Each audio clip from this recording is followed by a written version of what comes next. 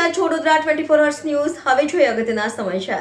વડોદરા શહેરમાં નવીન કલેક્ટર કચેરી ખાતે જિલ્લા કલેક્ટર અનિલ ધામલિયાની આગેવાનીમાં 600 થી વધુ સરફેસી કેસોની એક સાથે જ સુનાવણી કરવામાં આવી હતી।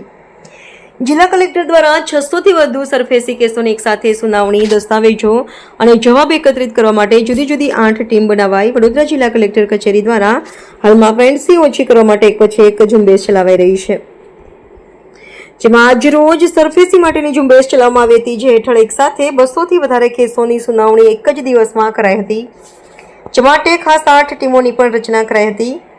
આજની સુનાવણીમાં રજૂ થયેલા દસ્તાવેજોના આધારે આગામી સુનાવણીની નોટિસ આપવામાં આવશે। ઉલ્લેખનીય છે કે આગામી 1 થી 2 મહિનામાં તમામ વિભાગની પેન્ડસી ઓછી થાય તેવી શક્યતા હાલ સેવાઈ રહી છે। વડોદરા જિલ્લા કલેક્ટર તરીકે ડોક્ટર અનિલ ધામલિયાએ ગત મહિને જ ચાર્જ સંભાળ્યો હતો।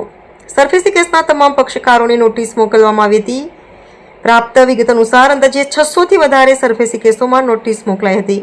તમામ સરફેસી કેસોમાં બેંકના અધિકારી તેમજ લોન લેનાર તેમજ વકીલ હાજર રહ્યા હતા।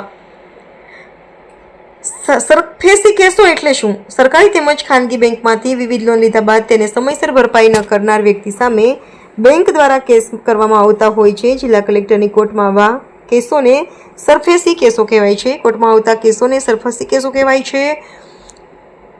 બનાવાઈ હતી, જે બાદ હવે તમામ દસ્તાવેજોની યોગ્ય ચકાસણી કરી સમાધાન થયેલા કેસો બંધ કરાશે, જ્યારે બાકીના કેસમાં સુનાવણી માટે નોટિસ કાઢવામાં આવશે। ટોટલ 600 કેસો હતા સરફેસીના કેસો, એ લગભગ 2017 થી પેન્ડિંગ હતા। એમાં મોટાભાગના કેસોમાં ન્યૂ ડ્યુ સર્ટિફિકેટ આવી ગયા છે, એટલે એ દફતરે કરવાના થશે। અને જે લોકો જેન્યુઅન કેસો છે જે ભરતા નથી, એને અમે આ સુનાવણીના અંતે અમે ઓર્ડર કરીશું અને એ ઓર્ડર પ્રમાણે અમને અમલ કરવાનો થશે।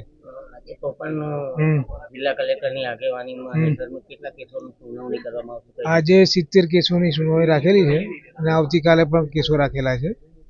એ તમામ કેસોની સુનાવણી થયા બાદ અમે નિર્ણય લઈશું અને જે તે ઓર્ડર અમે એને ડિસ્પેચ કરીશું। શું નામ છે? KS ભોઈ, મામલતદાર એક્શન ચીફ તરીકે।